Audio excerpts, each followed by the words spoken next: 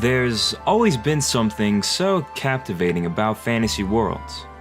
Maybe it's because things aren't necessarily focused on gratuitous violence that you see every day in video games.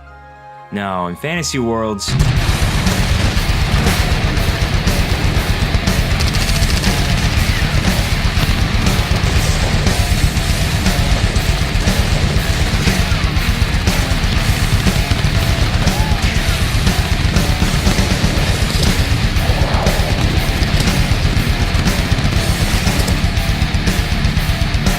what the fuck?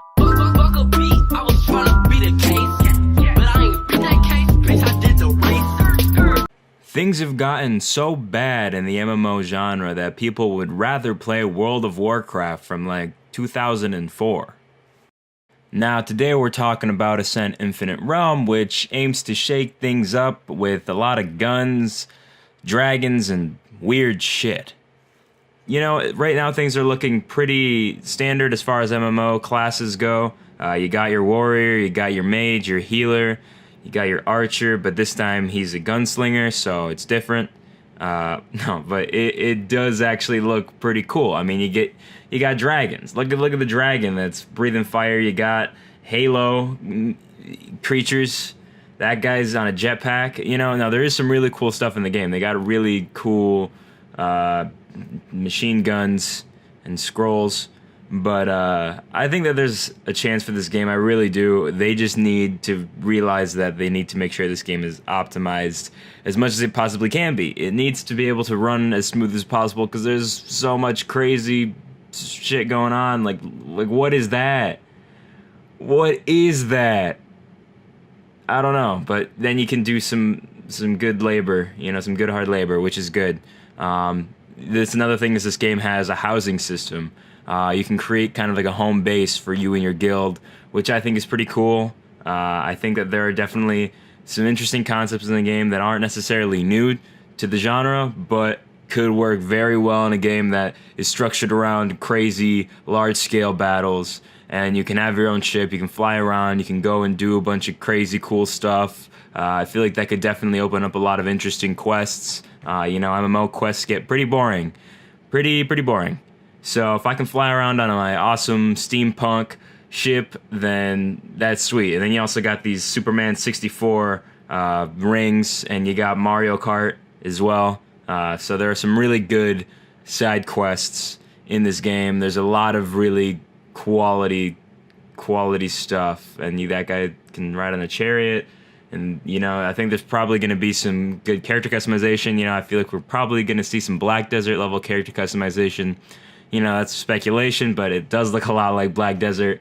I know you can take a look at the crafting system, which definitely looks pretty interesting. We'll see how that turns out. You got some weird monster crafting stuff. I don't know what that's all about, but I'm interested.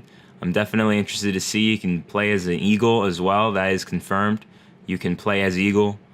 And then, you know, there are definitely some crazy monsters running around. I don't really get where they all fit into the story.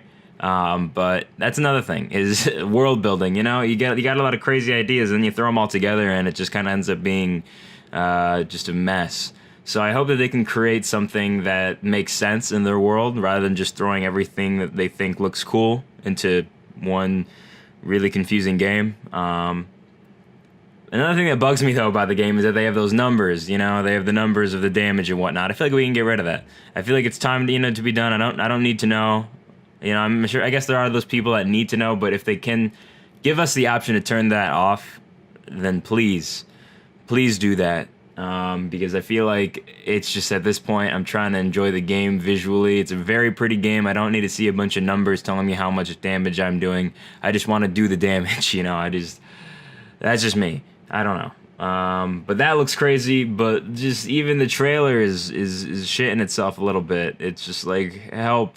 There's too much. There's those guys chopping down, and there's dragons flying around, you know. It just seems like a lot. And that guy's flying around on a jetpack dodging bullets.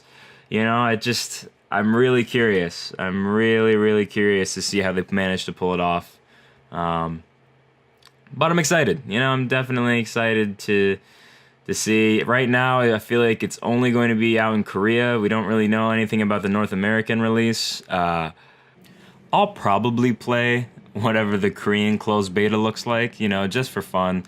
You know, just do some weird stuff, blow up some steampunk ships, maybe play some Mario Kart. It'll be a good time, so stay tuned for that. Thanks for watching, and I'll see you in the next one. Yeah, going 8 like nigga. Move out the way, please don't be a hero.